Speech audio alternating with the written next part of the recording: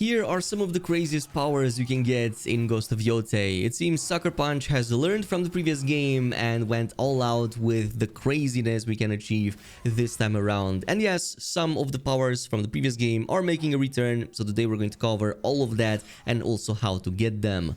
Now, coming right up, we have the onryo strike, which I'm not gonna lie, I should have probably unlocked this way sooner because this ability is really good. So what this does is it lets you use the same yellow attacks that enemies also use against you. So at the cost of 3 spirit, you can use L1 plus R1 to basically instantly disarm your targets. And it doesn't even matter what weapon you have equipped, it's going to default back to the katana and you're going to just instantly disarm any targets. And I'm having such a blast with it. You just go in, slap their hands, and that's going to let them drop the weapons, pick it off, and then throw it at another enemy or throw them back at their faces. And it's so much fun to actually go with this playstyle, on top of the fact that you also get the counter disarm via the focus strike. So overall, give it a go. It's just a couple of points down into the attacks tree, but it's going to make a pretty big difference once you get enough spirit generation.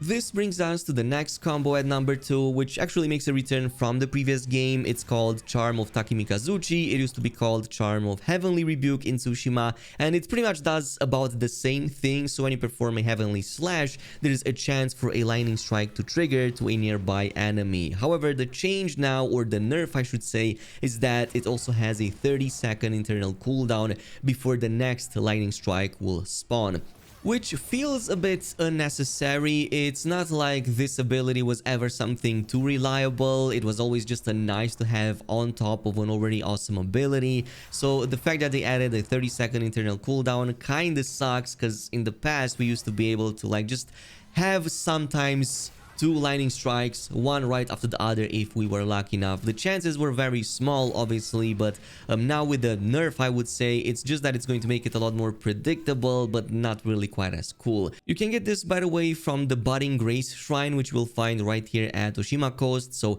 it's going to be much later into the game, but it's also, by the way, one of the shots that were used in the promo materials if you want to check those out.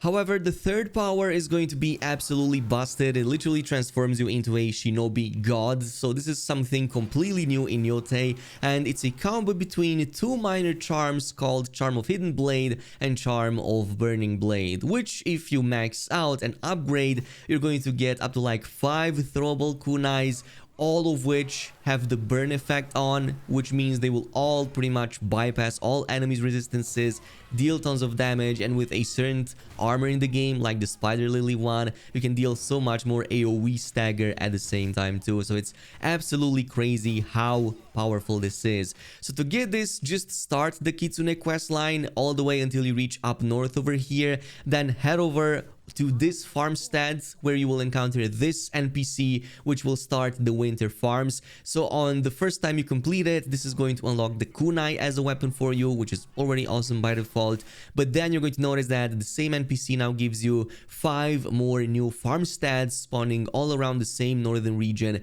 that you have to go ahead and liberate.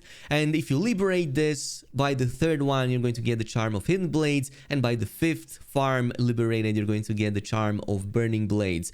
I also recommend upgrading at the same NPC both of your ammo count for the kunai as well as its power, so now you're going to get to throw up to 5 kunais in all directions. So this is going to be even stronger than what we had back in Tsushima, if you can believe that. And there are 2 armor options you can go around with and just enhance it even more. Spider Lily is definitely my favorite because when you stagger enemies, which these kunais will do all the time, you also get to AoE stagger to nearby enemies too, and you also get a little bit of an extra chance over there to cause them to also drop more throwable weapons. But you can also go with the 9-tail version, which just straight up increases the damage on your throwables if you want more direct damage instead. But overall, one of the most fun ways of playing right now.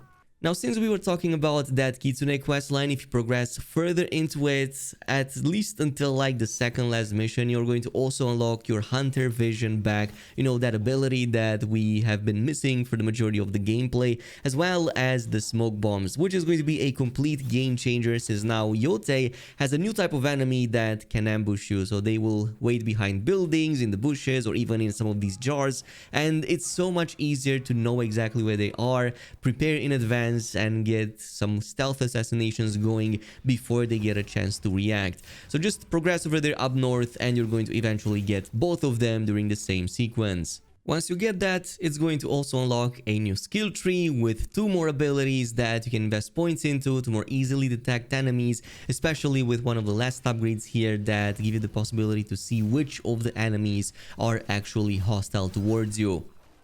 But let's keep on going, and the next power is definitely one of my favorites. If the kunais were amazing at clearing out entire groups of enemies, the next one is also great at that, but with the added advantage that you can use it against a lot more enemies. So this is going to be the combo that KhrazeGaming gets once you unlock the Oni Flame, for which you're going to have to just progress in the Oni quest line. This is going to be an automatic unlock by the time you reach about the second last mission in the chain.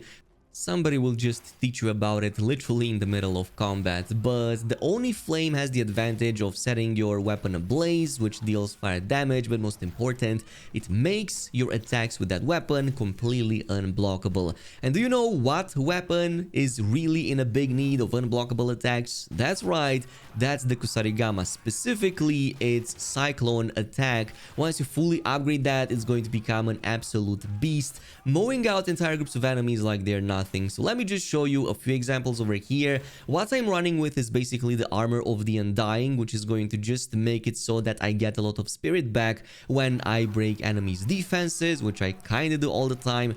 But I've also combined that with the charm of Shattering Strike. It works exceptionally well against shields. It's pretty much going to break them into shrapnel that deal even more AoE stagger. You can, by the way, also get this from the Soya port. Just completing this up north will also give you a skill point at the altar as well as the charm itself. Speaking of which, you're going to want to combine with the Claw and Talon special ability. Since we can generate so much spirit, we can then use that Scorpion Git over here to instantly take down any targets that are still lingering. And I've covered about how you can get these before, but here it goes once again. This is what you're going to unlock after you completed the Way of the KhrazeGaming. Then at the end, the sensei gives you the Path of the KhrazeGaming, for which you need to complete 3 objectives.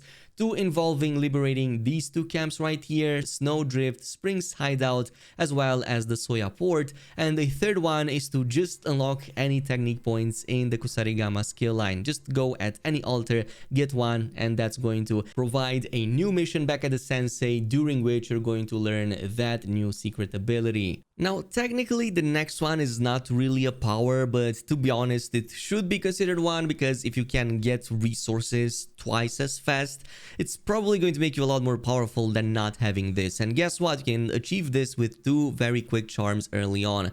So the first one is going to be the Charm of Bountiful Forest. You're going to find it literally right here at the Yotei Shadow Hot Spring. If you go into this location and pay attention to the left, there's going to be a second tree you can jump down to, and this is going to be a charm that your father left behind, which will increase the amount of wood, flowers, and plants gained when collecting them.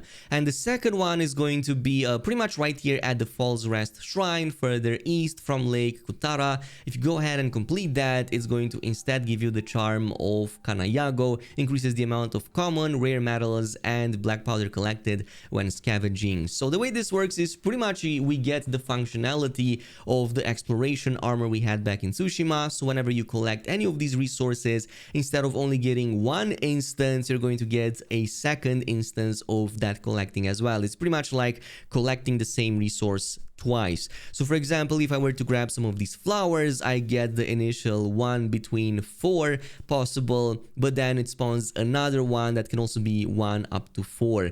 And the same applies from collecting from enemies' bodies, even from treasure chests. They can also have the same chance to spawn again. So it's pretty much like having a chance to get another 50 to 100% bonus, which is kind of like in line with what that armor in Tsushima used to have. But totally worth it, because now you can go ahead and upgrade more often, get your gear much stronger, invest into improving your damage or some of the armors. It's totally worth it, even though technically it's not a power in and of itself. And this, ladies and gents, brings us to our final and most important power, the power of bonding with the wolf, if I wasn't clear enough. But this is going to be a two-step process, so initially you can call upon it if you clear out any of the 4 wolf dens in the game, point at which Atsu will learn the Song of the Wolf, and you can also invest a point into Wolf Call, which is now going to let your song to actually summon the wolf whenever you are close to a Yotei 6 camp, basically any of these red camps across the map. So when you're close to one, you can go ahead, play the tune, and this is going to summon that wolf companion with you, and trust me, it's going to be very useful both in regular open melee combat as well as stealth gameplay. It's actually such a good boy and follows instructions very well. But you can actually get it to a stage where you can summon it pretty much everywhere. So once you completed all of the 10 wolf dens in the game, this is when you can also now invest a point into the primal bond, pretty much letting you now summon it with the song more often and in way more locations. What this means, you can literally now summon it in any location you can physically fast travel to, maybe with the exception of main towns and probably with the exception of the grasslands, but there's a workaround that. So what you can do is just go to any camp or any point of interest that you can fast travel to, summon the wolf over there with the song, and then go back to the open world or back to civilization. The wolf will persist up until you fast travel again to another location. So he will follow you everywhere. Other folks will see it but will not care about it, so you can go back to civilization and get it close to other folks. Or if you see an enemy camp into the wild, or if you get ambushed, the wolf will be there to help you if you preemptively summoned it at any other point of interest. It doesn't have to be a Saito camp anymore, it can be anything else. So absolutely loving the fact that we have a semi-permanent wolf companion now that we can go ahead and use. So yeah, definitely give it a try because it's going to be worth it.